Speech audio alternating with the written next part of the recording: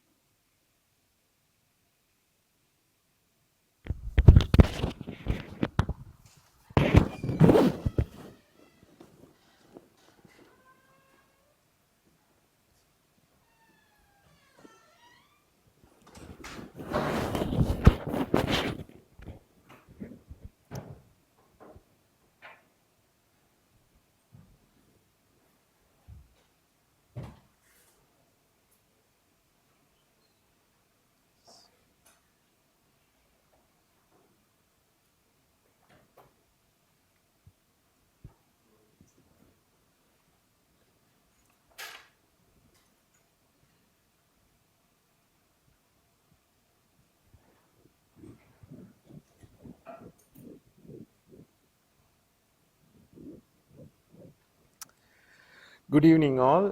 Today we are starting a new chapter, chapter 5 on symmetrical faults, and we'll talk about asymmetrical faults in the next chapter, chapter 6.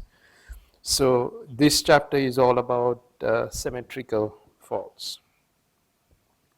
And if you're looking to read some material on this, then you can read chapter 7 of the recommended reading book, reading text. So table of contents, start with an introduction, then we'll talk about RL circuit transient response, then we'll talk about three-phase short circuit, unloaded for an unloaded synchronous generator. Then in the final section, we'll talk about three-phase short circuit for a power network. So that's the table of contents. So a bit of an introduction, the cause of electrical power system faults is insulation breakdown. The breakdown can be due to a variety of factors, insulation of electrical wire, and this insulation can break down due to lightning, it can break down due to wires blowing together in the wind, or animals or parts coming in contact with the wires. Insulation breakdown can happen due to salt spray or pollution on insulators as well. So,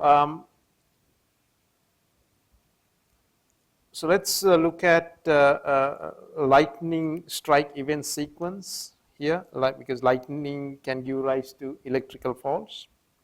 Lightning, when hits a line, set up an ionized pathway to ground, and sometimes we can get about 100 strikes every second around the world. A single typical strike might have 2,000 or 25,000 amps with a rise time of about 10 microseconds dissipated in 200 microseconds. So it's a burst of current. Multiple strikes can occur in a single flash, causing the lightning to appear to flicker, with the total event lasting up to a second. So lightning hits the line, setting up an ionized pathway to ground. So that's in fact an electrical fault, because you have a direct line from the electrical wires to the ground.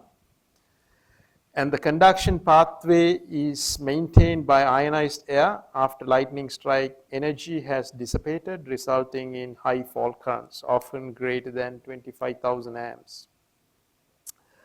Within 1 or 2 cycles, 60 milliseconds, relays at both ends of the line detect high currents, signaling circuit breakers to open the line nearby locations. So when the circuit breakers open, then the line with that fault, we are essentially isolating them, and then we can reclose the circuit breakers so the network is restored. So the way that we handle faults is by having circuit breakers on either side of the line and then opening it up when a high current is detected. So here is just a map of the world that shows the number of lightning strikes. So it on the vertical axis, or different colors on the right, you can see different colors on the right. So that represent, those colors represent the number of flashes per square meter per year, right? The number of flashes per square meter per year.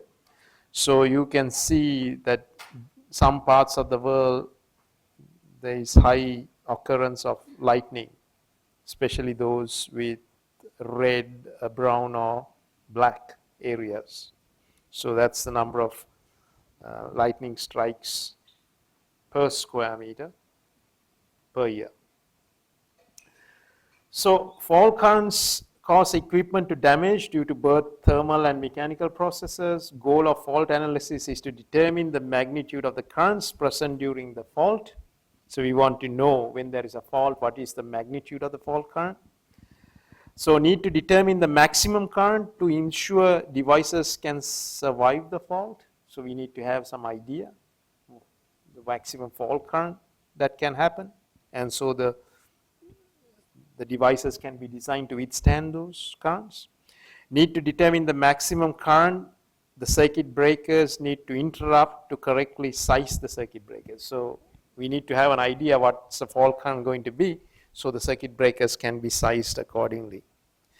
Now there are two main types of faults. Symmetrical fault, system remains balanced. These faults are relatively rare but are the easiest to analyze, so that's what we're going to do first. Asymmetrical fault, system is no longer balanced and it's very common, more difficult to analyze, which is what we're going to do in the next chapter. So the most common types of faults are single line to ground. So we have the 3 phases, the 3 lines. So there can be a single line. There can be a path from one of the lines to ground. So that's a single line to ground fault. There can be a line to line faults. In other words, there is a connection between 2 lines, right? For instance, phase A and phase B. Or double line to ground fault. So you can have 2 lines touching each other and also then having a path to the ground. So that is a double line to ground fault. And then of course you can have the balanced 3-phase faults, which is what we are considering here. In other words, all 3 lines are connected to each other, connected to ground. So that's the kind of fault. Balanced 3-phase faults is what we're going to look at in this section. And then in the next chapter, we will look at the other types of faults, which is a single line to ground fault, double a line to line fault, and then double line to ground fault. Right. So before we analyze, talk about the fault currents, we want to just study the behavior of a simple RL circuit. So here we have, in this circuit, we have a voltage source on the left. So the magnitude of the voltage, well, it's a sinusoidal source, ET. Square root 2V is the amplitude. It's a sine curve, sine omega t plus alpha. So the RMS value for this source is V, because the amplitude is square root 2V. Omega is the angular frequency and alpha is the phase. So alpha determines the value of the voltage at time t equal to 0, right? So it's the phase angle. And so we have this circuit R and L, and there is a switch SW on the right. So when you close the switch, right, assume we close the switch, to analyze this circuit, we can write this differential equation, because current through an inductor is, voltage drop across an inductor is L di dt. A voltage drop across the resistor is the current times the resistance, and that must equal the source voltage. So that's that equation 1 that you see on the left. And the solution to this differential equation has two parts, an AC part and a DC part. So if you take this expression for IT, and if you substitute back into the differential equation, you will find that differential equation is satisfied. So it's a simple check that you can do if you like. But the point to note here is that this solution for IT, for that differential equation, in other words, the current in this electric circuit, it has two components, an AC component and a DC component. So why are we identifying this AC component, two different components? How do we identify? Because if I look at the first part, it's got omega t in it. So it's a function of time, and it's an angular frequency omega is attached to it. Right? So it's a sinusoidal curve, we know that. And alpha minus theta is a phase angle. So that's the phase angle of that sinusoidal signal. Then the second term that we observe is in fact a DC term. Why is it a DC term? Because this term, there is no angular frequency omega attached to that. Right? There is no. But of course it's time varying, because it has this exponential term e raised to the power minus t on t, which means the signal, that DC part is decaying, but there is no angular frequency attached to it. Of course, it also depends on the angle alpha minus theta. So what is alpha? Well, alpha is the phase angle of the source voltage. So it's something that we know, right, or given. And what is theta? Theta has to do with R and X. In fact, it's tan inverse L on R. So theta is tan inverse, omega L on R, because it has to do with the L and R, but of course L is associated with the reactance of J omega L. So the impedance is R plus J omega L. So then the angle theta is tan inverse omega L, the imaginary component over the real part, which is the resistance R. So what is magnitude of Z? It's a magnitude, it's the impedance, magnitude of the impedance is square root R squared plus omega L squared is the impedance magnitude, which is R squared on X squared, where X is the reactance, which is omega L in this situation. So for the AC component, so we have two components. So the first term is the AC component, which is that part, right? And root 2 V divided by square root Z multiplied by this part is the DC component. So we are separating the AC component and DC component. So we've already talked about the magnitude of the impedance. That's straightforward. We talked about the angle theta. And for the AC component, then the RMS value of the current is V on magnitude Z. That's straightforward, because the amplitude of that signal is root 2 times that RMS value we just stated. And the DC component is square root 2V. So this is square root 2V, this term here multiplied by this term, right? Which is minus square root 2V divided by magnitude Z sine alpha minus theta e to the minus t on t. And what is t? T is the time constant, which is L on R in this case, because it's a RL circuit. And the constant term and the term that is associated with the exponential e to the minus t on t is this constant C1, which is this term here, right? And that part is a constant. That's why this is a DC term, because that part is a constant.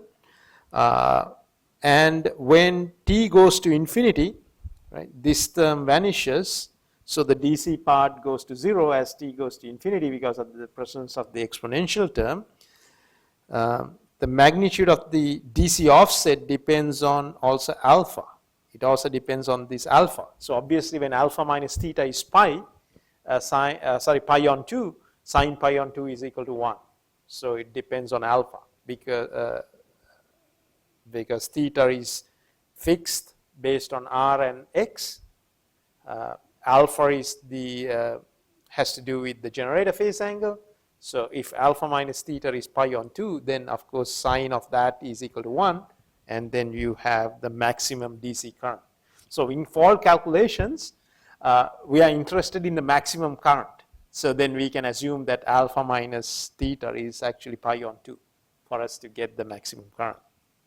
So if you really then look at the current I has two components, the AC component and a DC component. DC component decays to 0, it's an exponentially decaying term, and the AC component is a sinusoidal curve, right? And the sum of the AC component and DC component gives you the fault current, which looks something like that, and the source voltage is ET, again a sinusoidal, something like that, and then it has a phase angle alpha,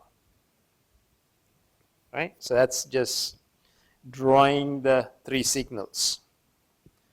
Now, the magnitude of DC current varies from 0, right? DC current will be 0 because alpha minus theta, if alpha is equal to theta, then sine 0 is 0, so the DC current will be 0, right? DC current will be 0. So it can be 0 when alpha is equal to theta. It can take a maximum value when alpha minus theta is pi on 2, or when that relationship holds. So the maximum DC current magnitude, maximum value, is going to be square root 2 V on magnitude Z, right? And that happens when time t equal to 0 and when this condition holds, when alpha minus theta is pi on 2. Or that expression. So alpha minus theta equals pi on 2, or that expression, same thing. The DC current, then the sine term is actually 1, so we have that, right? So V on Z is the RMS value of the current, IAC. So we have square IDC is square root 2 IAC e to the minus t on t, right, which is just the direct substitution. And the total current is the sum of the two, the AC component and the DC component, right? Of course, we are considering the maximum DC component that we can have based on that relationship between theta and alpha. And so we have this expression. So it has an AC component and a DC component. We define IAC as V on Z, so that's the total current. Now the RMS value for that current, so this RMS value, we can compute the RMS value for that, and that's, if we do the calculation, it's approximately the square of the AC current and square of the DC current, which comes out to that. Right? So if you make the substitutions, we arrive at that answer. So apparently the fault RMS value reaches its maximum of square root 3 IAC when time t equal to 0. When time t equal to 0, because you have the highest DC component. And this term inside here, that's 0. So you have 1 plus 2 equal to 3, square root 3 IAC when t equal to 0. And then when time goes to infinity, this whole term disappears, and then you simply have the RMS current approaching the RMS value of the AC part, right? Just comes out of the equations. So here is a summary of what we just discussed. So the AC component is given by this expression, square root 2 V on Z. sine omega t plus alpha minus theta, because without the z in the denominator, it's the AC component of the voltage. So divided by the impedance gives us the current. And then the DC component again was minus, we derived the expression, it was minus root 2 V on Z sine alpha minus theta, and the exponential term, and the symmetrical total current is the sum of the AC and the DC. So you have this formula, right? So IAC is defined as this term here, V on Z is the RMS value of the AC current, and that's obvious from the expression as well. And the RMS value of the total current, right, is square root of the AC current and the DC current squared. So we have this DC current squared. Obviously, in fault calculations, we're going to assume this term here equal to 1, because alpha can be chosen such that alpha minus theta is pi on 2. And if we choose it that way, then this value here then turns out to be this. And RMS value of the current has a maximum when t equal to 0, when the DC component is the maximum. That's the derivation, that's the expressions that we have seen so far. Right.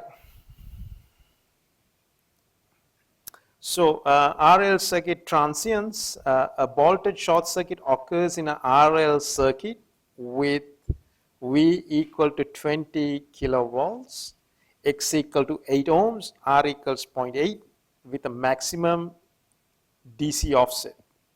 Maximum DC offset is maximum. The circuit breaker opens 3 cycles after the fault inception. After the fault happens, 3 cycles later, the circuit breaker opens.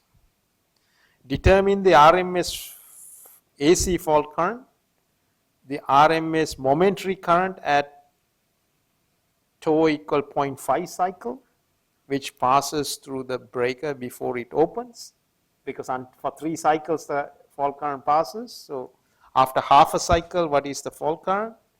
Then it asks the RMS symmetrical fault current that the breaker gets interrupted, because when the breaker interrupts, 3 cycles have passed.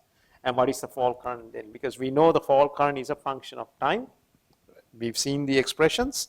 So we're talking about an RL circuit. So what are we looking at here? We're looking at an RL circuit. We're looking at V equal to 20 kilovolts. We're looking at X equal to 8. We're looking at R equal to 0.8. And we're looking at the maximum DC offset. So alpha and theta such that we have a maximum DC offset. So what are we looking at? We're looking at an RL circuit. We're looking at an RL circuit exactly like this. We're talking about a fault. So in other words, the switch closing. What happens when the switch closes, right? That's what we're looking at, right? So, so these are the relevant equations that we've talked about. This is a summary, right? And these equations you don't need to memorize, but need to understand. So this will be presented to you if necessary. It will be part of the formula sheet that you'll get. So determine the RMS AC fault current. So the RMS AC fault current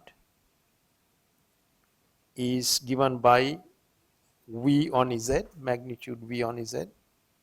AC fault current is magnitude V on Z in this table. So what is V? V is 20 kilovolts. What is Z? We know the X is 8, R is 0.8, so square root. So this many kiloamps. You just do the division. So we also want to know the instantaneous fault current. Instantaneous fault current with the maximum DC offset is given by this expression here, this expression. So, so we have that expression.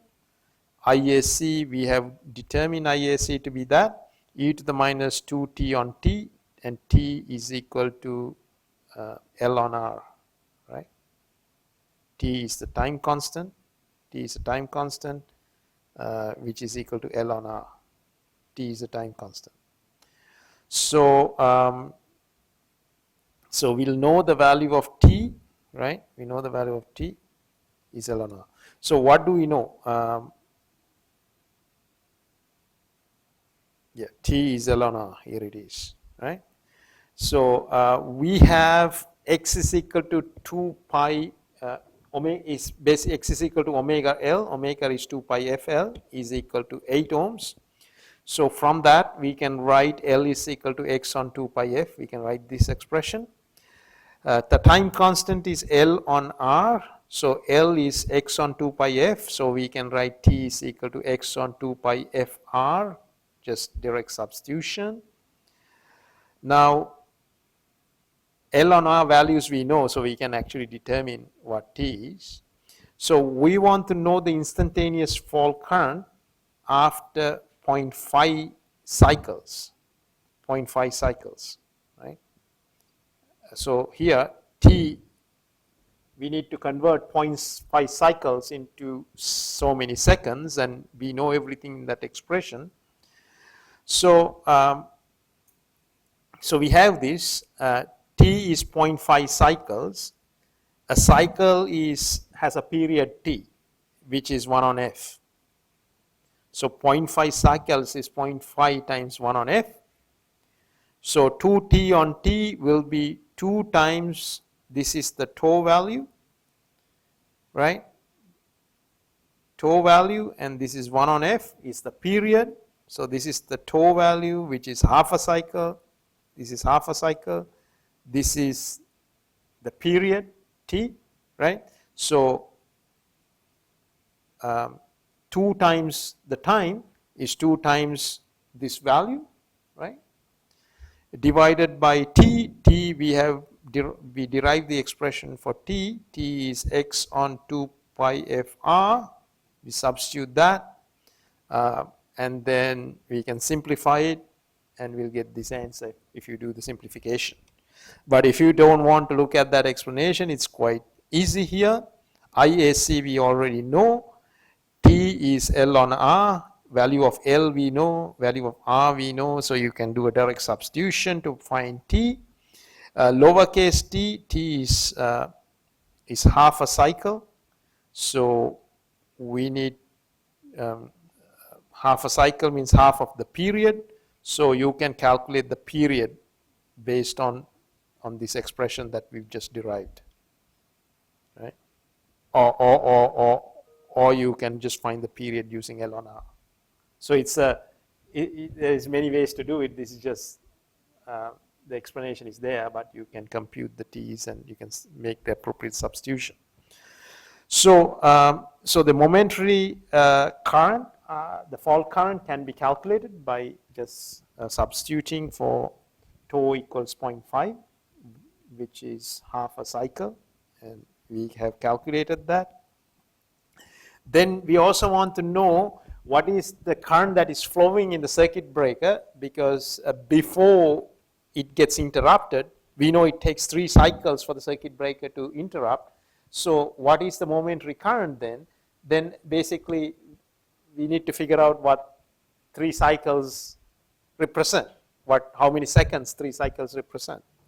So it's basically 3 times T, where T is the period. Right? So that's 3 cycles. So if you already calculated T, then 3 times T is what you will use there. So for 3 cycles. So you can then you can obtain the answer.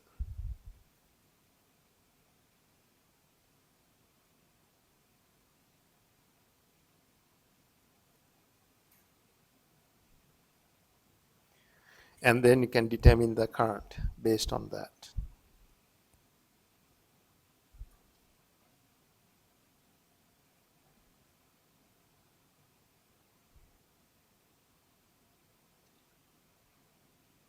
Yeah.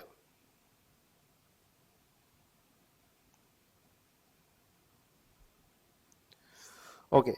So here we will look at 3-phase short circuit for a synchronous generator. So in this section, we are going to look at three-phase short circuit and an unloaded synchronous generator. So here is the model for unloaded synchronous generator. Has a voltage source, and this voltage source is behind a reactance X. So that's the model for a synchronous generator. And we want to analyze if this is an unloaded synchronous generator because there's no load connected. So if there is a fault at the terminal of the synchronous generator, we want to analyze this situation. So in our course, we only look at three-phase short circuit on unloaded synchronous generator. Three-phase short circuit fault is a symmetrical fault. We model the synchronous generator as a constant voltage source, which is this one, e.g., behind a time varying reactance X. So this reactance can be time varying. In the following circuit, EA dash is, or EG is constant while X is time varying. So this is a constant, so this should be EG is a constant while X is time varying. So this term here is time varying. We have disregarded the series resistance. Usually there is a resistance as well. We have disregarded because it is very small compared to the reactance. So what you see here is a model for a synchronous generator. Now the time varying reactance is modeled in the following parameters to represent different time scales.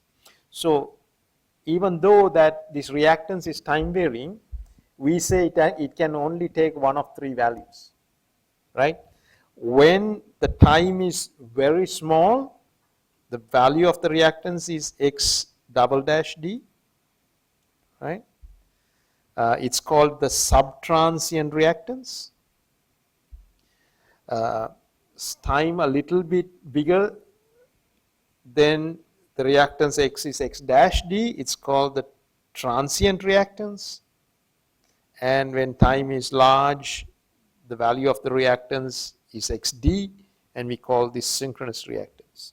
So XD, or this reactance X, changes in time, but we say it can take only one of three. So when the time is very small, it will be X double dash D. Time a little bit bigger, it will take a value X dash D. When it's even bigger, when it's the biggest, the value is XD. So value of X double dash D is the smallest, XD is slightly bigger than that, and XD is the biggest. Apparently, there are corresponding quadrature reactances, XQ double dash, XQ dash, Q stand for quadrature, D stand for direct, and XQ. But since we disregard series armature resistance of the generator, the quadrature currents does not contribute significantly to the magnitude of the fault current, so we ignore that. So using the above reactances, the AC fault current can be written like this. So we can write the AC fault current in this way. So let's take a look at what this represent. So for this AC fault current, notice that this term is there, sine omega t plus alpha minus pi on 2. So what is this minus pi on 2? Where does that come from? That come from the value of theta. Remember, the value of theta was equal to tan inverse omega L on R, and R is 0. So then this value of theta will be pi on 2, right? So this term here is a magnitude term that is attached to the sine curve, right? Now, remember in the previous expression we have square root 2, we had a voltage VG, EG, and divided by the reactance X, because if I go here, we had square root 2, we had a voltage, and then we divide by the magnitude of the impedance, and the impedance here only a reactance, resistance we ignore, right? So basically we are looking at the same square root 2 magnitude of the voltage Eg, right, divided by the magnitude of the impedance. Now the magnitude of the impedance then changes, right? It changes. When the value of the impedance is extremely small, right? When it's extremely small, this term here is 0. So the exponential raised to the power 0 is 1. This term here is 0. So exponential raised to the power 0 is 1. So then we are left with this term minus that term plus this term minus that term plus this term. So this term cancels with that term. This term cancels with that term. So then you are left with square root 2 Eg when the time is very small divided by xd double dash sine omega t plus alpha minus pi on 2. Right? You are left with just that term because all the other terms cancel out. Yeah? Because exponential raised to the power 0 is 1. So you're going to be left with those terms, these terms here, because you're multiplying them by 1, these terms, they cancel out when you add and subtract. Now when the time is a little bit bigger, slightly bigger, so we are talking here the subtransient case, right? Now the time is a little bit bigger, you are talking about a transient case. So when the time is a little bit bigger, this term here is non-zero. That term here is non-zero. This term is still 0, and this is still 0. Right? So e raised to the power 0 is 1. So I have 1 on xd minus 1 on xd plus 1 on xd. So this term will cancel with this term. Right?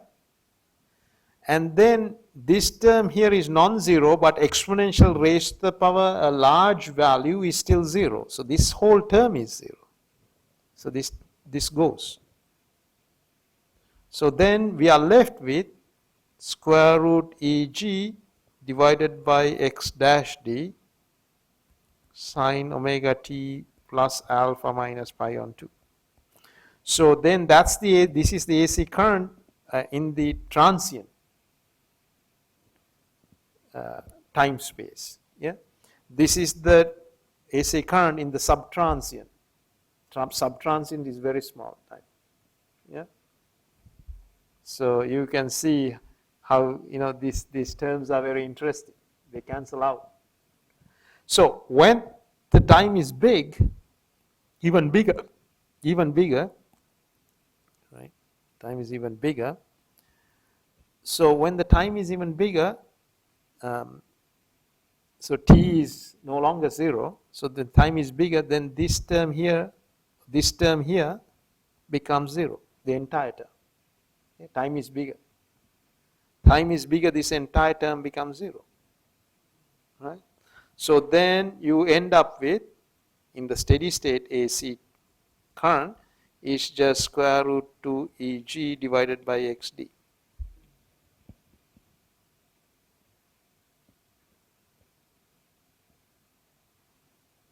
Just this term only becomes relevant. Multiplied by sine omega 2 plus alpha minus pi on 2. Yeah, the sine is relevant, right? So, yeah, so the AC part is just given by that. So because it depends on the magnitude without the square root 2 and without that term, right? Because if you're talking about the AC part, so again the AC part takes that form. It comes directly from this expression looking at the magnitudes. So we can write the following now. So when time t equal to 0, right, time t equal to 0, what is the AC current? AC 0. Well, this term here is 1, therefore this cancels with that, right? This term here is 1, so this term cancels with that term. So you're basically left with Eg on xd double dash, which is I double dash, as the AC current at time 0, right? So that's the subtransient fault current, subtransient fault current. When time is a little bit bigger, as I explained before, the term that becomes relevant is this term here, right? Because this will cancel with that, and this whole term is 0, right? So then I dash can be Eg on xd dash. We can define it that way. That's the RMS value of the AC current in the transient. This is the transient fault current. And steady state, then RMS value doesn't depend on that, because this term here is, this whole term is 1, this whole term is 1, so they cancel out, will depend on Eg on xd, right? Okay, Eg on xd. So the maximum DC current, depends on the maximum AC current. This is the maximum AC current RMS value multiplied by √2 multiplied by this exponential term, right? Yeah, because if I go here,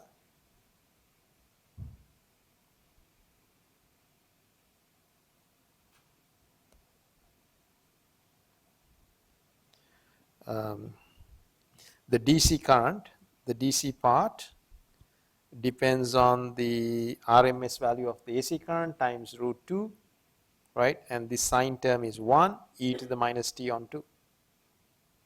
So if I go here,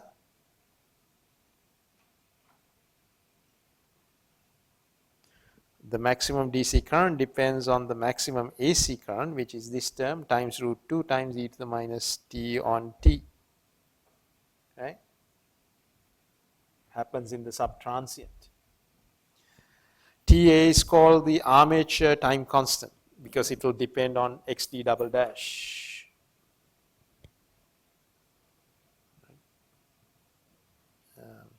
Because remember, time constant is L on R, so L is different in the subtransient. It's related to x double dash. So here is a summary of what we discussed.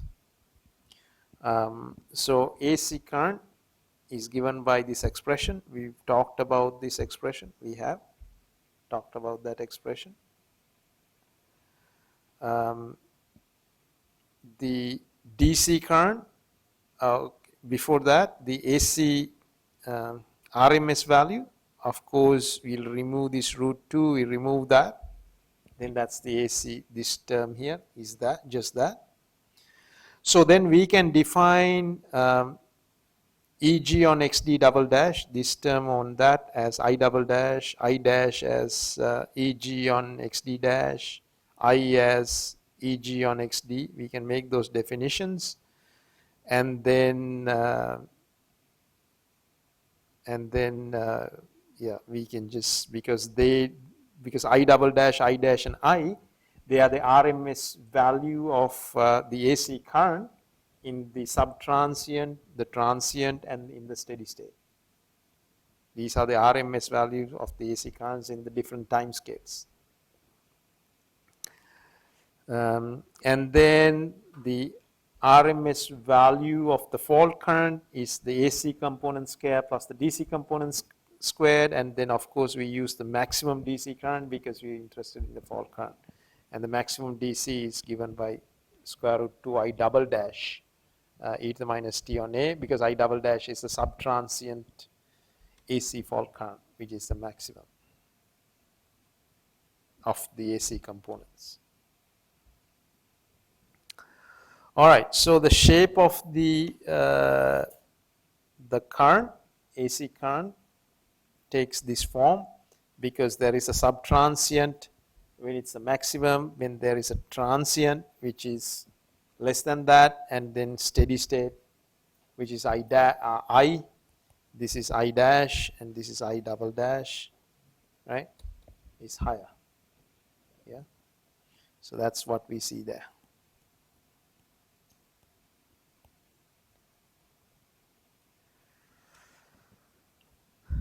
Okay, so let's look at an example. Three-phase short circuit fault example, a 500 megavolt amp, so that's the three-phase power, 20 kilovolts, that's the line-to-line voltage. Three-phase is operated with an internal voltage of 1.05 per unit.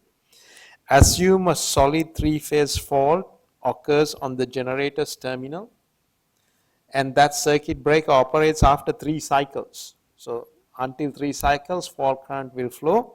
Determine the fault current assuming maximum DC offset current.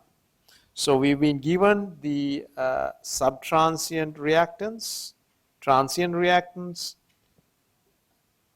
and the reactance in per units. And also the relevant time constant for the 3 time scales. Assume the frequency is 60 Hertz. So 3 cycles means the period 1 on 60 times 3, it means that many seconds. That's what 3 cycles means. So we want to know the fault current that triggers the circuit breaker. The circuit breaker triggers after 3 cycles. Okay. So then we have that expression for fault current, which is this equation here,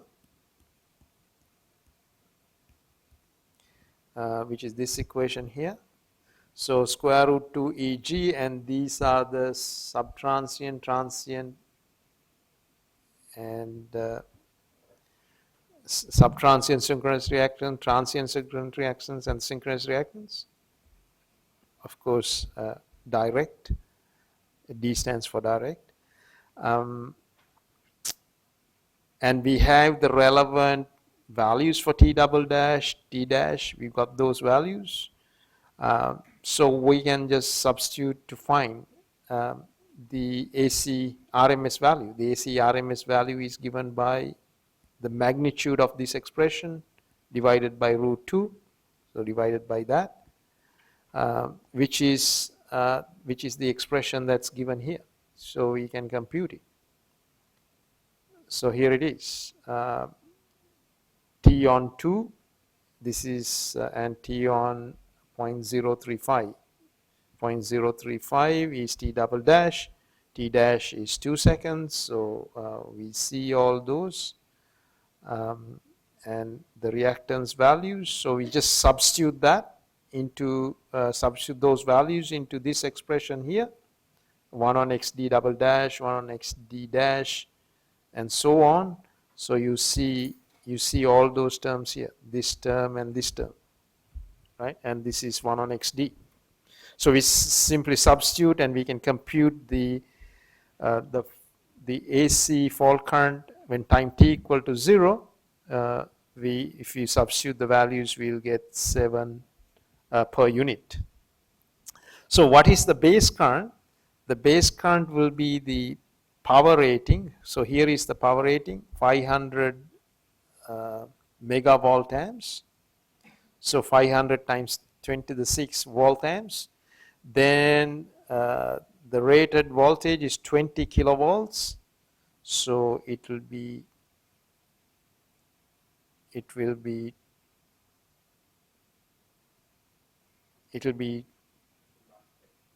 sorry,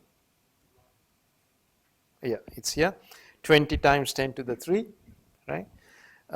We divide by root 3 because we are talking about three-phase power. Three-phase power means line root 3 times line current times line voltage must equal the three-phase power. So we divide by root 3. So you get the base current. So base current multiplied by 7 is the actual current value, which is 101 kiloamps. 101 kiloamps is the fault current at time t equal to 0. The AC fault current, RMS value of the AC fault current. Then RMS value of the DC fault current would then be the root 2 times the RMS value of the AC fault current times e to the minus t on e to the minus t on TA, right? E to the minus t on TA. Of course, the time constant that's relevant in this situation is TA, which is 0.2. T on TA, which is 0.2. So here it is, the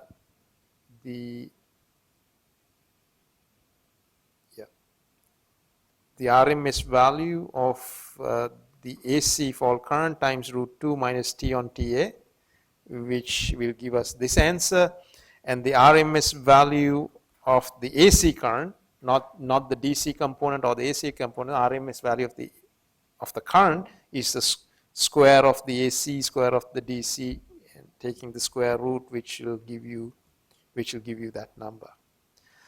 Now we want to evaluate the fault current just before the circuit trips, which is 3 cycles, and we've computed 3 cycles to be 0.05 seconds. So all we now do is we do the same calculations instead of substituting t equal to 0, t equal to 0.5, and then we can compute the AC fault current and also utilize and also the DC the current DC fault current at that time, because we have the expression for DC current, which is 143. This expression substitute for T, and we obtain the DC current, DC component, and to find the fault current, which is the square of the DC component, square of the AC component, and square root, and we obtain that as the answer, and that's the fault current just before the circuit trips. So it's so all you have to do to understand this section well is to make sure that you understand what I said in this lecture, you understand the formulas, and do the examples by yourself, so then you become familiar with the equations and how to use it. So all right, so that brings us to the next section, which is the 3-phase short circuit in a power network. So what we've looked at is the fault current in a RL circuit. Then we looked at fault currents in a synchronous generator, bolted fault, in other terminals get shorted. So here we are looking at how to determine the fault currents in a power network. So let us look at short circuit faults in a power network. We need to make some assumptions to simplify our study. Right? So the assumptions that we are going to make: transmission lines are represented with series reactances. Right? So we simplify it that way. Reactances, there's no resistance, and capacitors, just a series reactance, not a pi model, simple reactance. Transformers are represented by leakage reactances. Again, there is no resistance, simple reactance. Synchronous machines are modeled as constant voltage behind a subtransient reactance. Again, only a reactance. So there's no resistance in this model, only reactances. And all the loads are ignored. That's how we're going to do the calculations in a complex network. We're going to ignore the loads. So the circuit that we're looking at will look something like, okay, what will it look like? It'll look something like this. We have lots of generators, right? They are modeled by a simple reactance series, and the transmission lines are represented by a simple reactance, right? Synchronous machines by a voltage source and a reactance, voltage source and a reactance, voltage source and a reactance, right? Transmission lines are represented by a reactance as well. So that's, and we are going to ignore all the loads. There is no loading. So bus 1, bus 2, bus 3, there's no loads connected. That's an assumption we are going to make. That's how we are going to do the calculations of the fault current. All right, so let's look at this.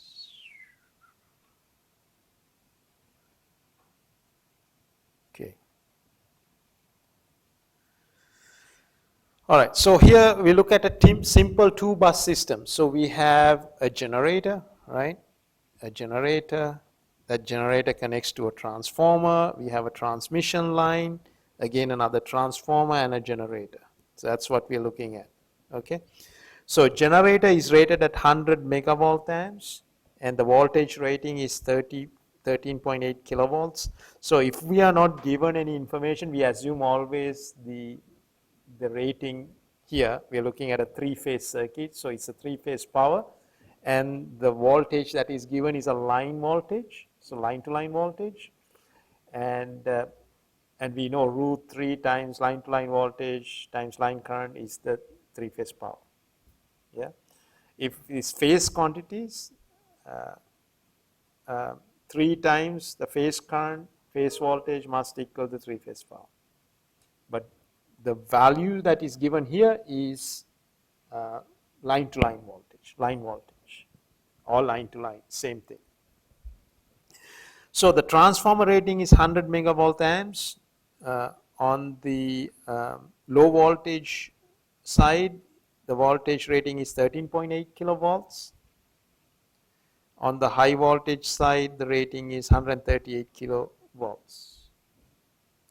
Then we have a simple reactance representing the line. We're going to assume that anyways. Then there is a step down transformer going from 138 kilovolts to 13.8 kilovolts, connecting to a motor. The rating for the motor is 100 megavolt amps and 13.8 kilovolts. And the relevant reactance for the motor is 0.2. For the transformer on the right is 0.1. Same for the transformer on the left is 0.1 as well. And the relevant reactance for the generator is 0.15. So the above figure shows a single line diagram consisting of a synchronous generator feeding a synchronous motor through 2 transformers and a transmission line. Suppose the generator is operating at 0.95 power factor lagging. So 0.95 power factor lagging means the current lags the voltage of that generator. And at 5% above the rated voltage. So if the rated voltage is 1 per unit, so it's operating at 1.05 per unit, right? That's the generator. It's operating 0.5, operating 5% above the rated voltage when a bolted 3-phase short circuit occurs at bus 1. So at bus 1 on the left, there is a bolted 3-phase short circuit occurs at bus 1. So positive sequence equivalent circuit is shown below, right? So you have EG, internal voltage EG double dash representing generator on the left. Then it has some reactance represented by xg double dash. Again, it depends on the time scale. The reactance value that we will use here depends on the time scale we want to determine the current. If it's a subtransient, then xt double dash, x double dash. If it's a transient, it's x dash. If it's steady state, then it's x. So it depends on the time scale of the current we want to look at. So, and then you have bus 1, and there's a bolted fault. In other words, bus 1 is going to connect to ground. So we have a switch there which is going to close when the fault occurs. Then we have the transformer synchronous transformer reactance, which is 0.1. You can see this 0.1. 0.1. So we have 0.1 here. And then the transmission line is 0.105, right? So here we need to convert 20 ohms into per unit value. So how do we convert 20 ohms into per unit value? So if we take V squared, right, because the relevant voltage here, rated voltage is 138 kilovolts, right? V squared on the power rating is 100, right? V squared on 100 megavolt amps turns out to be that, and that's the base impedance, right? We have talked about those per unit values, yeah, base impedance. So 20 divided by that is 0.105, which is this value here. And that's the per unit value of the transformer on the right. Here is the reactance of the synchronous motor, and here is the voltage that appears across the motor. So that's the circuit representation of the single line diagram that we see. So we are having a fault. In other words, the switch is going to close. So when the switch closes, right, this switch is going to close. When the switch is going to close, what's going to happen? Now the generator is operating at 0.95 power factor lagging. So in per unit, we can then say the S value for the generator is 1 R cos 0.95, right? But it's a positive value. Why? Because for the generator you have the voltage, current is lagging, right? This is theta, and this is a negative value.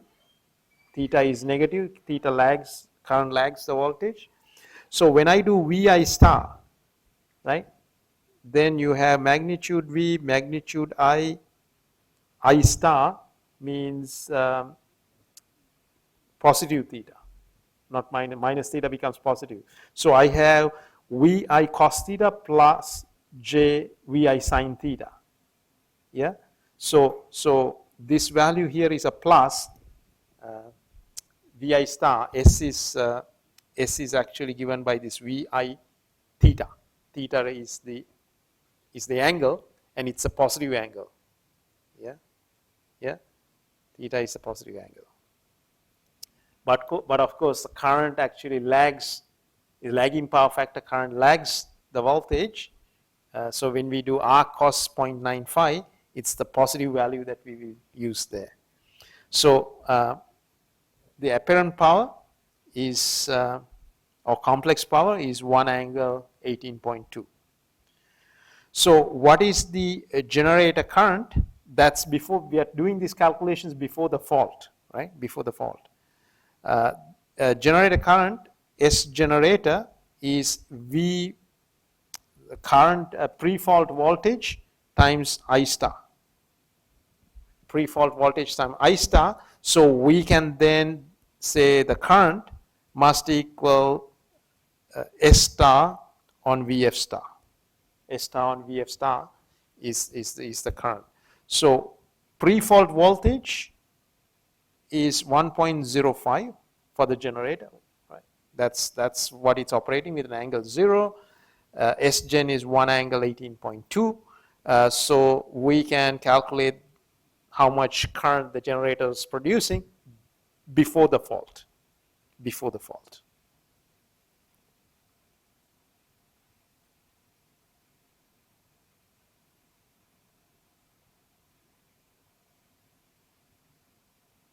So we're basically calculating what's the current that is flowing here before the fault. Okay, so and before the fault, the voltage is 1.05 angle 0. That is VF, which is this terminal voltage across 1. Okay. So so we have this situation. We have computed Igen. We know the voltage that appears across point 1 and ground. In other words, before the switch is closed, what is the voltage that appears across the switch? That is 1.05 angle 0, right? Because it's operating 5% above the rated value. And that same current Igen is flowing in the motor because before the fault, and that's what we have. And what is the voltage that appears across the motor? 0.2 to ground. That's the terminal of the motor is 0.2. So we can write this equation. Vm is the voltage appears across the motor. In other words, this voltage here is Vm. That's Vm, voltage that appears across the terminals of the motor, plus the drop across these reactances, which is this term here. So imagine this term on that side. So Vm, this minus becomes a plus on the left hand side of the equation, must equal Vf. Vf is the voltage at the terminal of the generator. In other words, across node 1. So that's simply, Kirchhoff's voltage law. Vf we know it's 1.05 angle 0. Im we know, we've calculated, it's what flows in the generator, which is that.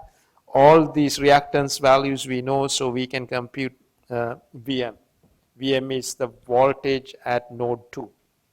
Voltage at node 2, which is the terminal of the motor. So we can do those calculations. Now that we have Vf, we know Vf, we know Vm, right? Vm is a voltage at node 2, Vf is a voltage at node 1.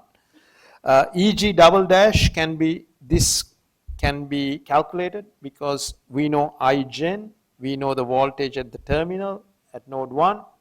So Eg double dash must be the terminal at voltage at the terminal, which is Vf, plus the current, this current times the drop across this reactance, which is that, which can be computed, which gives us this value. Em double dash is the voltage across the motor, must equal Vm, right? Because the current is actually flowing into the motor. So voltage across node 2 must equal the voltage drop across this reactance plus the voltage across the motor. So voltage across the motor is the voltage at node 2 minus the drop across the reactance here of the motor. So we again know Vm. In other words, Vm is voltage at node 2. We know that. Current flowing through the motor we know. The reactance values for the motor we know. So we can calculate the voltage Em double dash. So that can be calculated as well. This is simple circuit analysis. It's fairly trivial to do. Now what we want to do, those are the conditions before the fault occurs.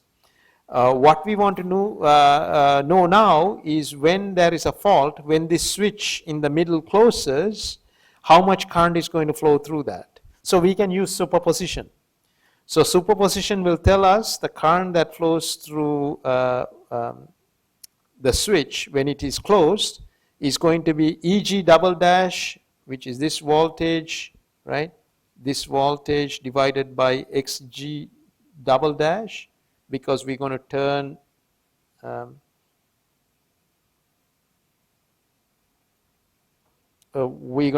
this term 0, right? So when there is a short circuit, all the current that flows through this reactance will flow through there. So that's why we have this term.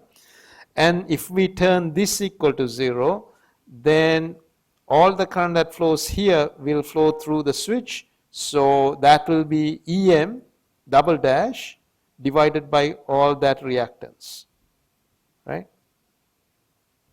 Which gives us this value here. Yeah. So again, let me tell it to you again. Using superposition, we're going to turn this equal to 0. So, and we have this short circuit. So the current that flows here is everything that flows there. Yeah. And same can be said when we turn this 0 and this non-zero, what flows here will flow there as well, because this is a short circuit. So those two currents are given by that and that, right? Eg double dash divided by this will give you the current that flows here, which will also flow there. Em double dash divided by this reactance is the current that flows here, will also flow there. Okay? So then we have the fault current. And then if we want to convert that into an exact number, we multiply by the base value of the current, which will be more than 38,000 amps, which is more than 38,000 amps. Okay. So the way we did it is one way to do it, but there is also an easier way to do it. So we're not going to talk about the easier way. So the first method is to use superposition, which we did. First method is to use a direct method, which is what we just looked at. But there is another easier way to do it, using superposition as well. And here we'll discuss the easier way to find the fault current. All right, so what is the easier way to find the fault current? So here is a three-phase circuit, and this circuit on the left is before the fault happens.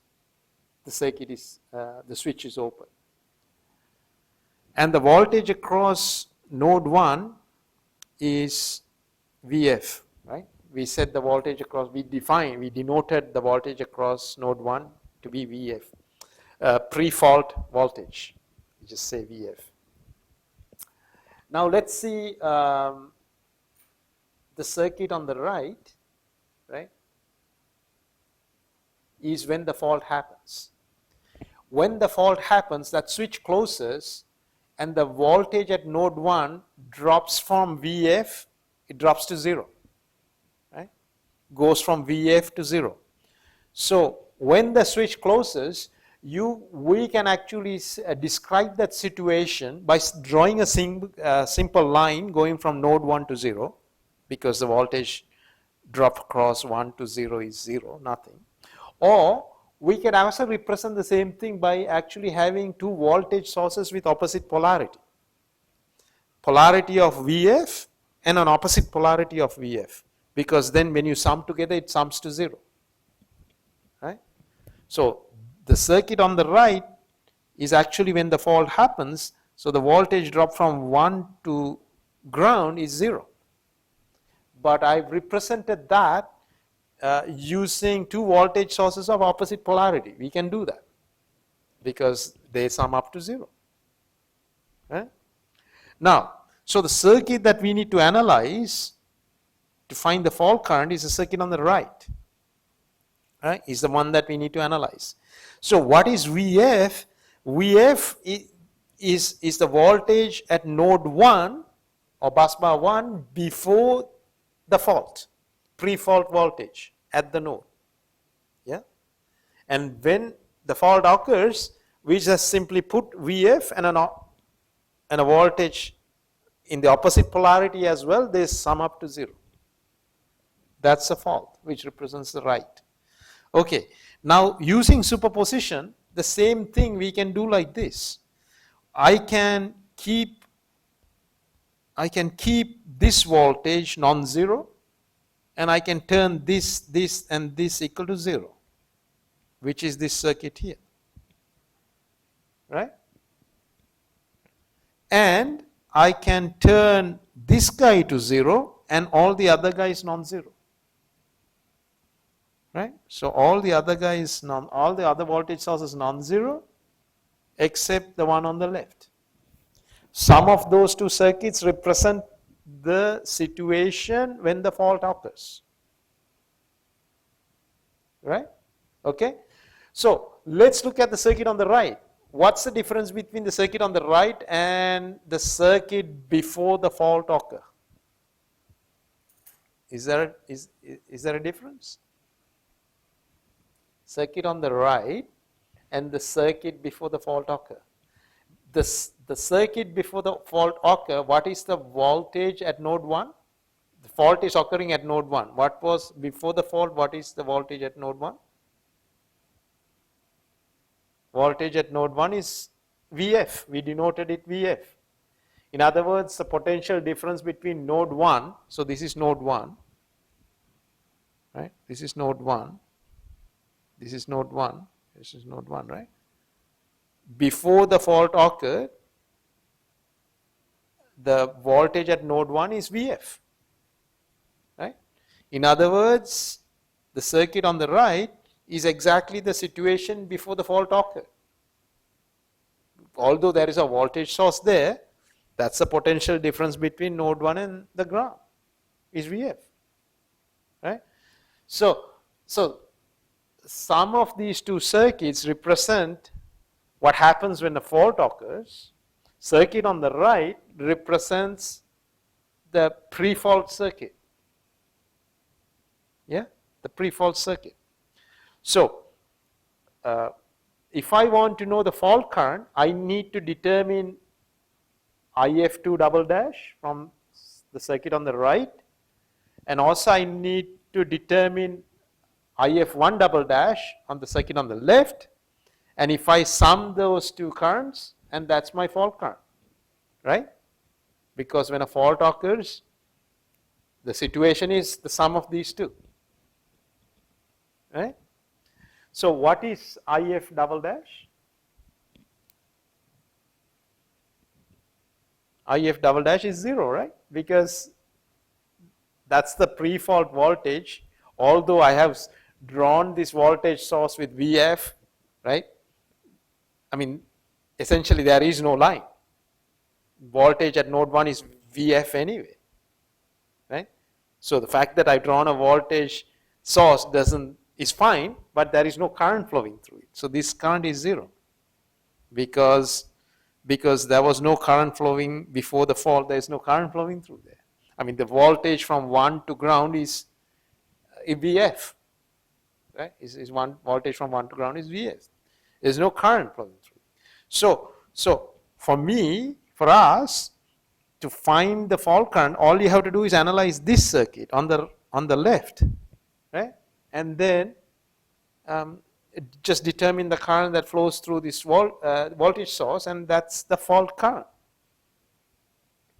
So take a look at what is happening here. So you have the circuit on the left, which is a pre-fault circuit condition, right? The voltage at node 1 is Vf, and that's a pre-fault voltage, and the fault is going to happen at node 1. So that's why we define the voltage at node 1 to be Vf, because that's the pre-fault voltage, that's the voltage at that node before the fault occurs, yeah, is Vf, yeah.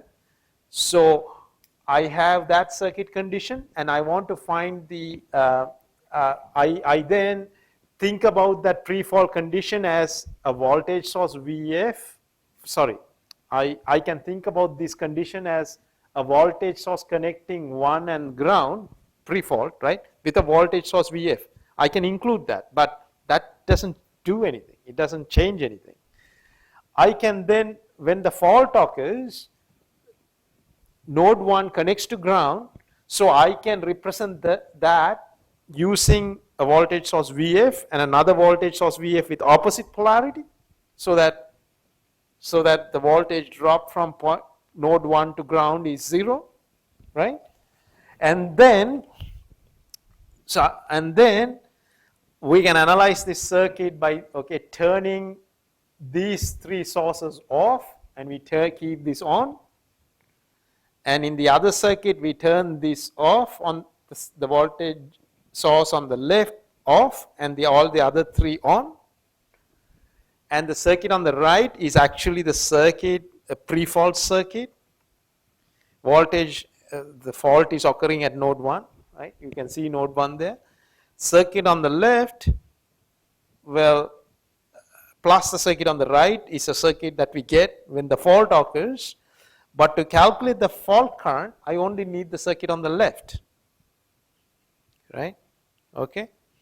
So what have we essentially done? We have this circuit, we have node 1, we have a pre-fault voltage at node 1. We've taken that voltage, we opposite the polarity, and we've connected node 1 to ground with an opposite polarity, and we just want to find that current, and that's the fault current. That's essentially what we're doing. Yeah, that's what we're doing. So if you understand that, that's good. And we can find the current now, because if I know on the circuit on the left, if I know Vf, right, if I know that value, I have 2 reactances in parallel. I mean, it's a simple circuit. Then I can find that current, and that's the fault current, right? These 2 guys are in parallel. That's it. Yeah, they're in parallel. So I can calculate, I know Vf is 1.05 angle 0. So these are the parallel impedance. Then voltage divided by the parallel impedance gives me the current, and that's the current that flows in that voltage source. That's that current. That's it. Right? That's that current. That's the fault current. So, and but if I want to know what currents flowing in these generators, right, I then need to analyze both circuits, because if I want to know that current, right, and I need to calculate that current as well, and then sum the 2 to find the current in the generator, current in the motor. If I want to know all the information about, the currents and voltages everywhere, then obviously I need to analyze both circuits. But if I'm only interested in the fault current, I can just look at the circuit on the left and do the calculation, and that's sufficient. Because circuit on the right, in the same line, there is no current flowing. We know that. Yeah? Right. So, yeah. All right. So when we come back, then we are going to talk about how to find the fault current in a complex network, because I've talked about finding the fault current in a simple 2-bus system, right? 2-bus network, because it's a simple network that we talked about. So I'm going to talk about this important topic of finding the fault current in a n-bus system, because we talked about fault current in a 2-bus system, n-bus system, when we after a little break. So let's take a 10-minute break, and when you come back, we'll talk about the fault current in an n-bus system. So I'll see you in 10 minutes.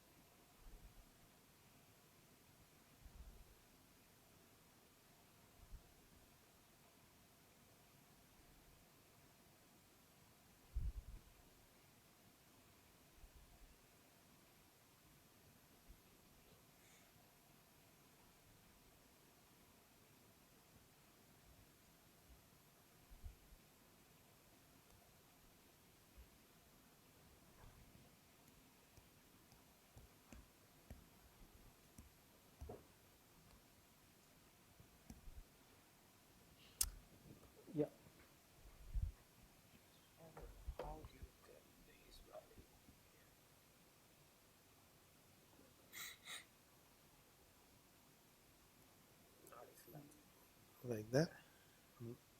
So you're looking, so from there to there?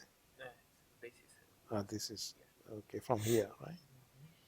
So this current here, well, if you want that current, it's this minus this divided by that.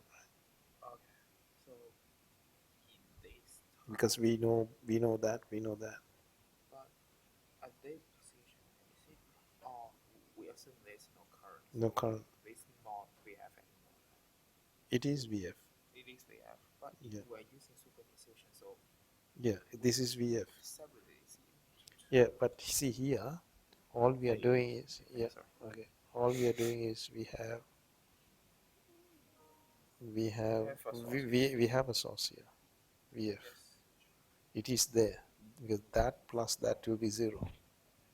Yeah. So VF is there, but nothing flows there. Yeah.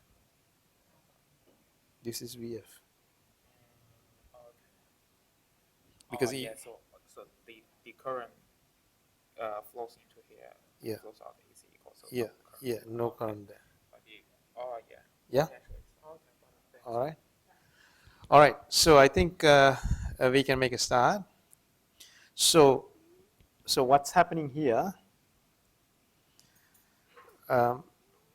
So this is node 1, right? This is node 1. That's where the fault occurs. So we separated into two circuits, and then we analyze the circuit on the left to calculate the fault current. Yeah. Node 2. If you want to see where node 2 is, I mean it's lumped in here in this. So if you want to see where node 2 is, well, this is node 1. This is the transmission line, and this is the synchronous reactance of the motor. So we got to draw the circuit like that. That's node 2, and that's the current. So these two has been lumped together to get that reactance. So node 2 is actually there inside that reactance, if you like, right? So what we do when we want to analyze, we take the pre-fault.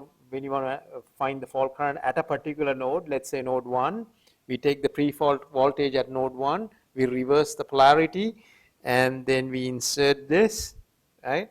We turn off all the other voltage sources, and we find the current that goes through here. That's all we do. Yeah, and you can see that the fault current, its injection is negative because it's been drawn out of the node into the ground. Yeah, because if you have a generator connected to a particular node and you are injecting current into the node, that's a positive current I injected to the node. So if you're talking about node 1 and there is a generator connected to node 1 and that generator is injecting current into that node 1, then that's the positive direction for current I. Yeah. So in this in the circuit on the left, you can see that the generator or voltage source is actually drawing current out of that node, so that the direction is actually negative. Yeah. So when we are analyzing, when we have a network, right? When you have a network, you would remember this equation: I equals Y bus V. Right? Now this equation I equal to Y bus V gives you a picture. If you understand power flow, it must give you a picture. What is the picture that you're getting out of this? When you look at this equation, I equal to Y bus V, that should bring a picture to your mind, because otherwise it doesn't make too much sense. The picture that should come to your mind, okay, is an electrical network with various buses. Bus 1, bus 2, bus 3, bus 4, bus 5, and so on. Yeah? You must get a picture. And what is inside is the electrical network, poles and wires. These buses are connected. These buses are connected through transmission lines. This may be connected, this and this may be connected, this and this may be connected, this and this may be connected, this and this may be connected. They are connected, right? Yeah. And see, this kind of picture you must have in your mind. So the voltage at this bus, because that's bus 1 is V1.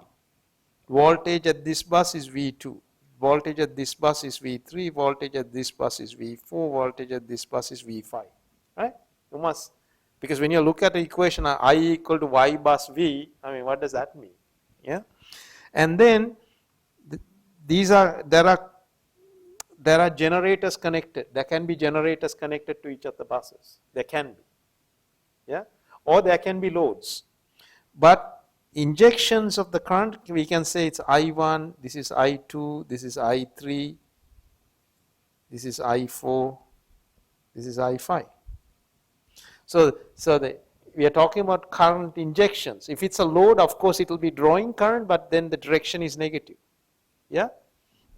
So when we write this equation I equal to Y bus V, what we are really telling is I1, I2, dot dot dot I5 must equal Y bus, which has to do with the network, times V, which is V1, V2, dot dot dot V5. That's what we are saying. So that equation now makes more sense. What is Y bus? You know, if you are given a network and you're given the network topology, in other words, transmission lines, how they are connected to different buses, you should know how to calculate Y bus. If it's a 1-1 element, what do? You look at bus 1, right? If it's a 1-1 element in Y bus, how to determine that? You look at, on the network, you look at node 1, and you look at all the admittances of the lines connecting bus 1, and you sum them all up, and that's the Y11 element. What is the Y12 element? You look at the admittance of the line connecting bus 1 and bus 2, right? You negate that, and that's the Y12 element in the Y bus matrix. Yeah? So if you are, essentially what I'm basically trying to tell you is, if you know this network topology, you know this Y bus. If you don't know how to determine that, maybe you need to study that. You need to review the previous chapter on load flow, on calculating Y bus, right? So at least now you know, when you are given this equation I equal to Y bus V, what that equation means, what V means in this network, what I means in the network. It's the external injections of current and the voltages at the various nodes. So that you must have a very good idea, right? So what do we do when we want to determine the fault current? What do? We actually at the node where the fault occurs. So let's say the fault occurs at node I.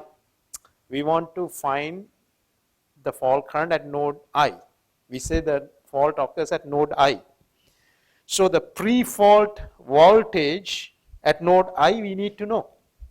Pre-fault, in other words, before the fault, what is the voltage at node I? Is Vf, right?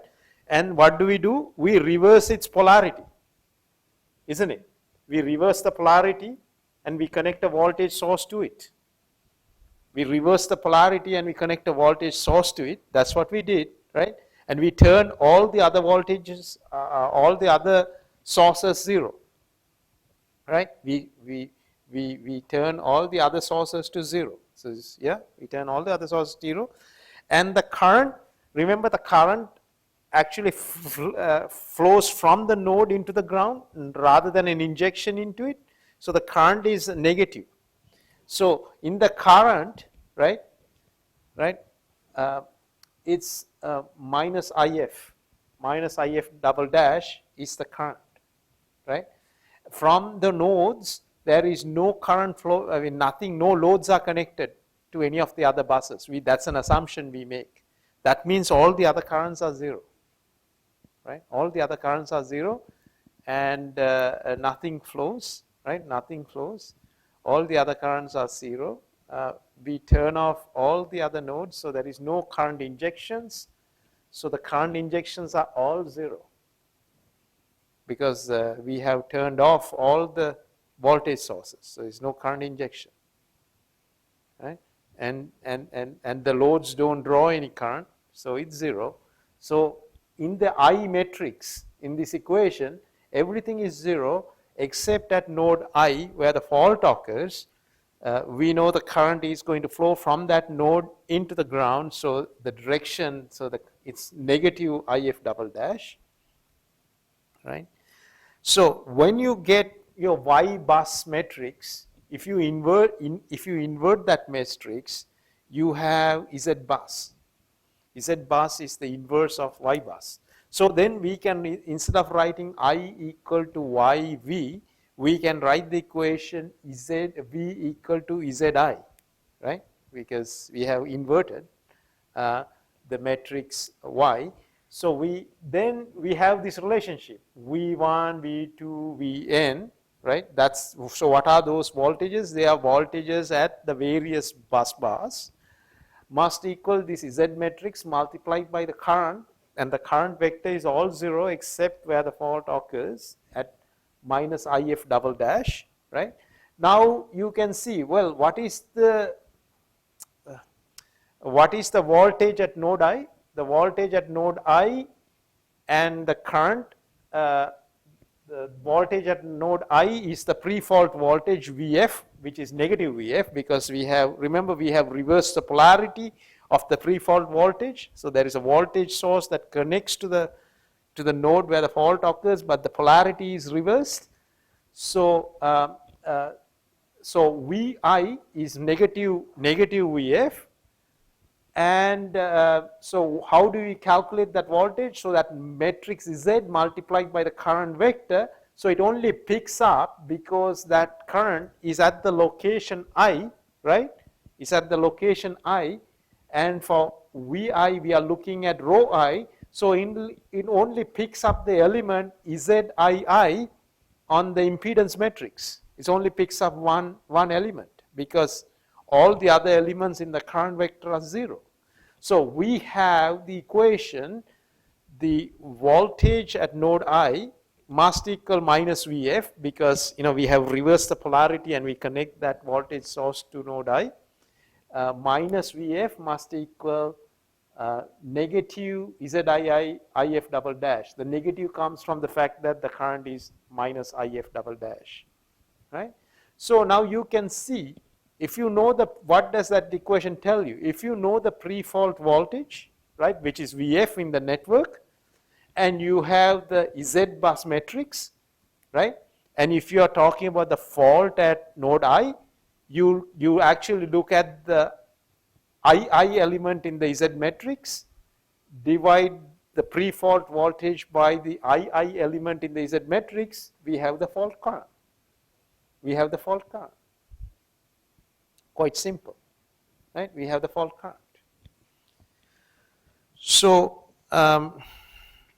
now, if you want to know the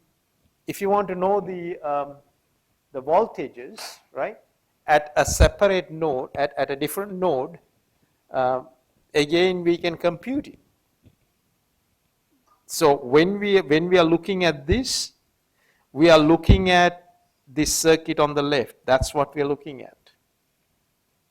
So if you want to know the voltage at node 1, then you need to multiply the first row, multiply by that. So you only picking up one I element in this Z matrix gets multiplied by IF.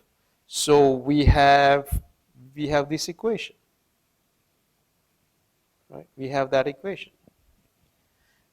We can substitute for IF double dash. IF double dash can be substituted from that. IF double dash is VF1 ZII. VF1 ZII is IF double dash, right? So voltage at a particular node, again you can find, if you know the Z matrix and the pre-fault voltage, right? Elements of the Z matrix and the pre-fault voltage, you can find voltage at any node that you wish to find, right? You can find it. That's the simple equation. So see, we are writing these expressions based on the circuit on the left, right? So circuit on the right, circuit on the right is the situation before the fault occur. Before the fault occur, we assume it's the unloaded case. No current is flowing. So if you know the pre-fault voltages at every node, we can find the voltages at every node after the fault occurs, right? We can know that, and if you sum the two, then that's the voltage after the fault, right? So here, let's look at an example, right? Let's look at an example. Given the following simple 3-bus system, for simplicity we assume the power system is unloaded, right? Calculate the fault current and all bus voltages when a three-phase short circuit fault happens at bus 1. So 3 buses, fault happened as bus 1. Before the fault occurs, the voltage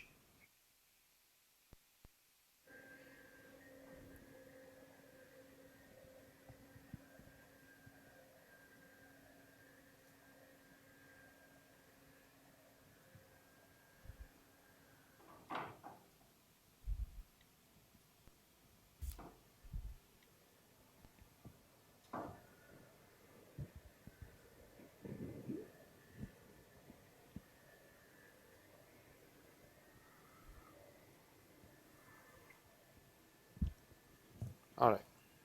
So before the fault, these generators are operating 5% above the rated value. So the per unit value is 1.05 angle 0, right? So we assume that no current flows. So we assume that the voltage at bus 1 is 1.05 angle 0. The voltage at bus 2 is 1.05 angle 0. Voltage at bus 3, 1.05 angle 0. That's one of the assumptions, right, that we make before the fault. And then we want to know there is a fault occurs at bus 1. We want to know the fault current. We also want to know after the fault what is the voltages at every bus. So what are the steps in doing that? The steps in doing that is we must calculate Y bus first. So how do we calculate Y bus? Well, we look at bus 1. This is bus 1. We look at all the lines which are connecting to bus 1. So this line and this line connects to bus 1. These are the impedance values that we are looking at. So the admittance here is 1 on 0.2. So it will be negative J5 admittance. Admittance of the other line is negative J10. So you sum these, so you have minus 15J, right? And then 1, 2 element in the Y bus matrix, which is this element here. You need to look at the line connecting bus 1 and bus 2, and the admittance value is negative 10J. You negate that, so positive 10J is the value. Then bus 1 to bus 3, there is nothing connecting bus 1 to bus 3, so the admittance value is 0, right? So 2, 1 element is again you're looking at admittance of the line connecting bus 2 to bus 1, which is negative J10. You negate that and you put the value here, which is J10. Y22, which is this value here, you must look at bus 2, admittances of all the lines connecting that. So this admittance is negative J5. It's the inverse of 1 on J.02. Again, this admittance of this line is the inverse of J 0.2, which will be negative J5. So you need to add negative 10J, negative 5J, negative 5J, which gives you negative 20J. And you continue that. right? So given a network topology, you can compute Y bus, and that's the Y bus we have. Then if you invert this matrix, if you find the inverse of this matrix, which is that, you get Z bus. So we have Z bus by inverting the Y bus, right? Then we know that the fault occurs at the pre-fault voltages, that's all 1.05 angle 0. That's the pre-fault voltages. So we know that this is the circuit we have. If a fault occurs at 1, we turn off all the sources and we just introduce an additional source connecting the node, the node where the fault occurs to ground. Well, that's the circuit on the left. Circuit on the right, we have, well, all those sources plus the pre-fault voltage, right? Pre-fault voltage we represent with a voltage source. I mean, we could have that or we could not have that because this voltage here is VF. It makes no difference, right? It makes no difference because the voltage there is VF. So what we are now doing, this is drawing current out of node 1. So IF is in the reverse direction like you saw before, minus IF double dash. Node 2 and node 3, node 2 is here, node 3 is here. There are no current injections by an external source into that, right? So these values are 0. I explained that, right, before. And here is the Y bus matrix. So now we want to know the voltage at node 1 is simply this row multiplied by that, which will be simply Z11 multiplied by the current, the fault current. So and that must equal the voltage here. Voltage there is 1.05, minus 1.05 angle 0, because this voltage here is 1.05 angle 0, right? I mean, this is the same equation that we saw before, right? So we can now find that. So we can find IF double dash. IF double dash we can find because we know this and we know this value. IF double dash can be found. So IF double dash is, I mean, we also have an expression for that. IF double dash is in fact VF on ZII, right? So in this particular case, the fault occurs at node 1, so IF double dash must be VF, pre-fault voltage, over Z11, right? Z11 we know, pre-fault voltage we know. So we can compute that, which is this first row multiplied by the current vector must equal the 1 element in the voltage vector, is this equation. Once you got that, then V2I can be computed. It's the second thing multiplied by the current vector, second row of the Z matrix multiplied by the current vector. Notice in the current vector we know the current, fault current, so that we can then determine this value, we can determine that value as well, because fault current we have already calculated using row 1. Yeah.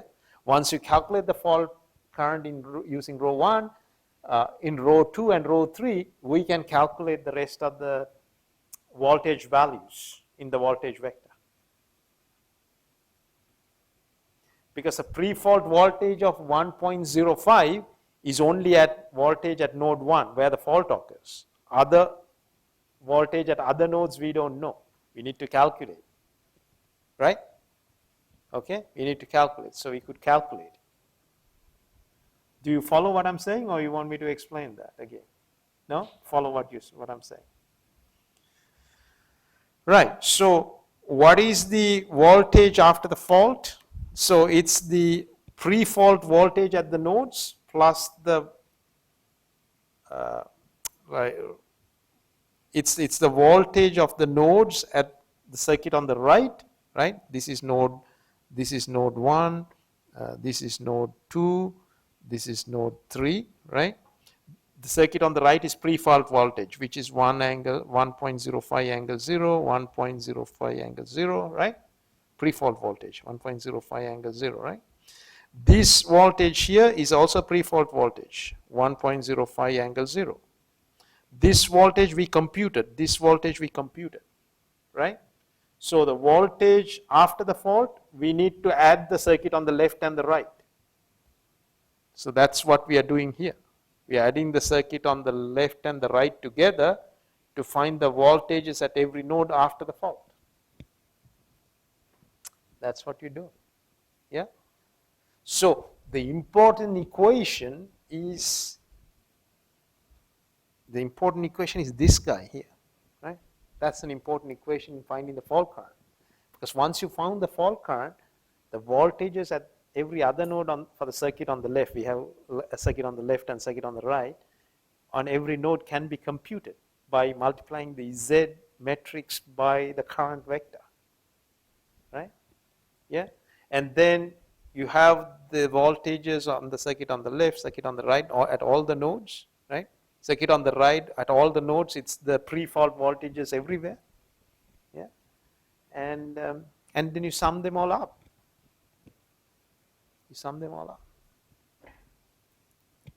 And then you have the answer.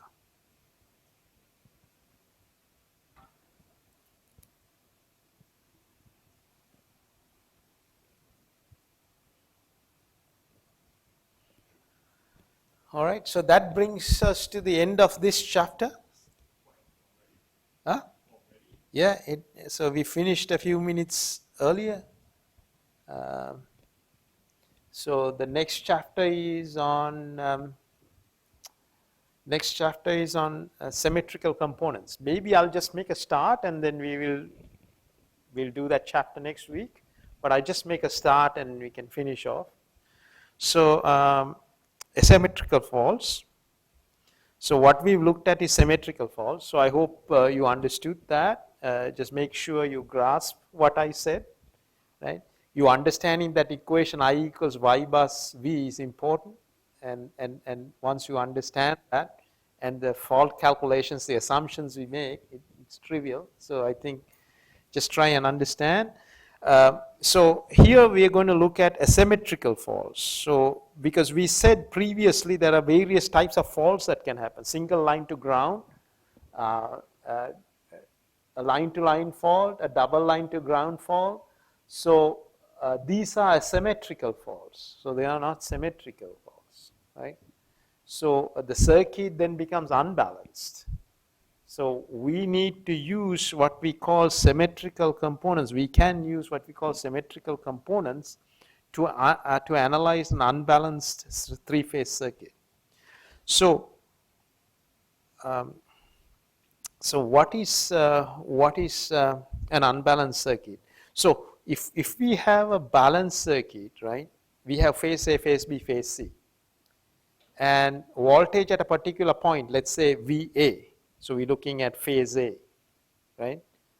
The same identical point on circuit B is 120 degrees behind. And the same identical point on circuit C, right? Because we have three, if you think of a Y connection, we have three circuits connected at a common point, right? So VC is another 120 degrees behind VB, yeah? So if you know VA, we know VB and VC, right? So that's why we just analyze one circuit and that's enough for us to know what happens everywhere else. With an unbalanced circuit, your VA, your VB is just, the magnitudes are not the same. And the phases are not 120 degrees behind because they are not symmetrical. So what we need to do, what we do here we use what we call symmetrical components to actually represent the phase voltages. So VA, VB, VC are phase voltages, right? They are the different phases, the phase voltages. So we somehow want to use some symmetrical components, components which are symmetrical, to represent the phase voltages, right? Okay. So I will talk about what these symmetrical components are. So let's say, so basically your phase voltage A. So I have a phase voltage A. I have phase voltage B. So phase voltage C. So we are thinking about phase A, circuit phase A, circuit phase B, and circuit phase C. And VA is a voltage at some point in circuit A. And that voltage, the phase voltage A, is made up of 3 components, right? 3 components. VA0, VA plus, and VA minus, right? So VA is made up of 3 components. VA0, VA plus, and VA minus. So this VA and then VB is made up of components VB0, VB plus, and VB minus. Yeah, they're made up of 3 components as well. VC is also made up of 3 components, which is VC0, VC plus, and VC minus. So here, previously we only considered VA, VB, VC. And VA, VB, VC in a balanced 3-phase circuit was symmetrical, right? They were 120 degrees apart. You agree with that? They were symmetrical. Here now, VA, VB, VC are not symmetrical, right? We represent VA, VB, VC using some components, right? VA with VA0, VA positive, and VA negative. VB with VB0, VB positive, VB negative, and so on. Now, what we can say, looking at the right hand side, if I look vertically, so I have VA0, VB0, VC0. Yeah? I also have VA positive, VB positive, VC positive. Vertically, I also have VA negative, VB negative, VC negative, right? Those components, I can say ones which attach to a superscript 0 are symmetrical components. They are called 0 sequence components. I can talk about components which are attached to the positive superscript. VA positive, VB positive, VC is positive. They are symmetrical components. In other words, they are symmetrical. VA positive, VB positive, VC positive. They are symmetrical. The magnitudes are the same. They are 120 degrees apart. B lags C, B lags A, and C lags B. Positive sequence. In other words, positive sequence means B is lagging A and C is lagging B by 120 degrees, right? So I look at VA minus, VB minus, VC minus. They are symmetrical as well, but the sequence is negative. In other words, instead of B lagging A, B leads A by 120. C leads B by 120, but the magnitudes are the same.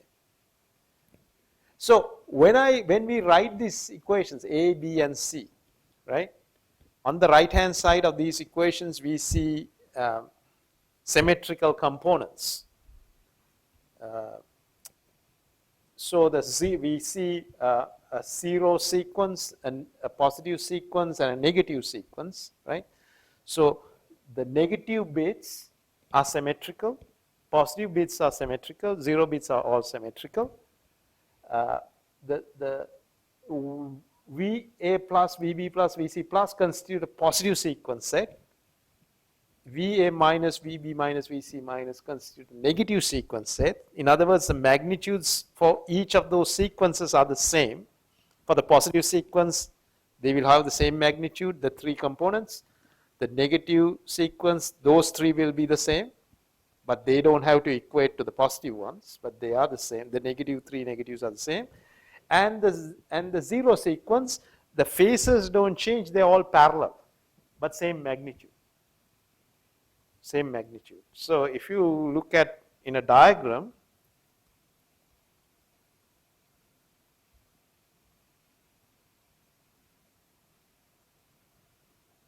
in a diagram if you look, so A, B, and C would look like that. The positive sequence will look like this. B lags A, C lags B. For negative sequence, it's B leads A, C leads B. That's the negative sequence. And zero sequence is they are all parallel. They are the same. Right? So we have phase voltages A, B, and C which are not symmetrical, but we have decomposed each of those phase voltages into sequence, three components each. So we have a positive sequence value for A, zero sequence value for A, negative sequence value for A. Same can be said about B and C. They are symmetrical. The A, B, C's are symmetrical in zero sequence, in positive sequence, and in negative sequence. Okay? So essentially we are going to have an unbalanced circuit. We can imagine three other circuits, a positive sequence circuit, negative sequence circuit, and a zero sequence circuits. And we can compute voltages in those and add them up to find the unbalanced values. Okay? That's how we are going to do. So I'm not going to go into this topic. We will discuss this topic, start this topic again in the next lecture. Okay, so I think we will stop here for today, and we will continue next week.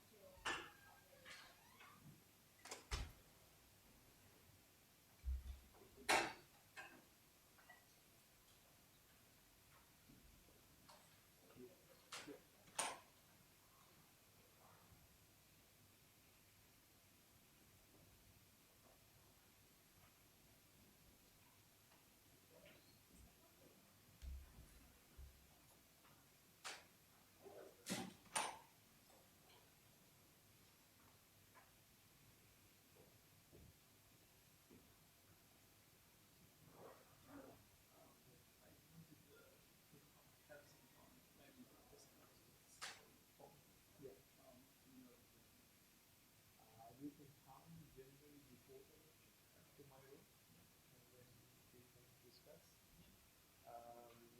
You can also ask Eugene as well, but you can come and see him also. Yeah. Is it going okay? You just have to look at the issues.